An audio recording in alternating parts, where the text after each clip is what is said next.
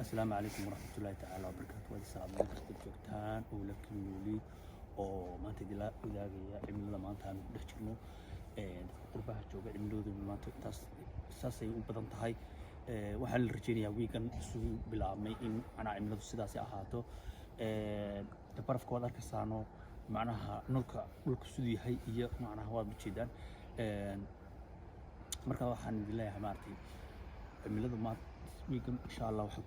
lagu rajeynayaa in ilaa arbacada inta laga gaariyo uu dhulku sidan ahaado waxaan leenahay kulli waddankeeni waxaan ku joogi fiican iyo qurux iyo caafimaadka jiray laakiin hadda waddanka